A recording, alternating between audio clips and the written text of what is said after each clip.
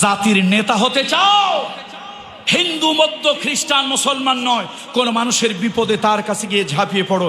দেখেন নাই বাংলাদেশের এক দলের নেতারে? দেখেন নাই যখন গোটা দেশের পুলিশ প্রশাসন, গোয়েন্দা প্রশাসন তার খুঁজে বেড়াচ্ছে, কোথাও তার জন্য দাঁড়ানো নিরাপদ নয়, সেই সময় হিন্দু তাদের লোক সংস্কার করার জন্য, আমরা মানুষ মারা গেলে মাটি দেই, হিন্দু মারা গেলে চিতার আগুনে দেয়। চিতার আগুনে পোড়াতে গিয়ে এক পরিবারের 6 জন না কয়জন লোক মারা গেল।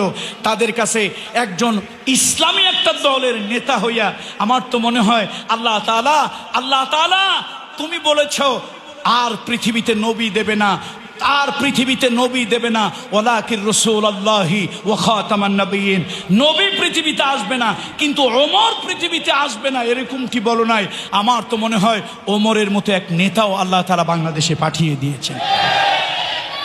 যখন সারা বাংলাদেশে তার জন্য 1 ইঞ্চি জায়গা নিরাপদ নয়,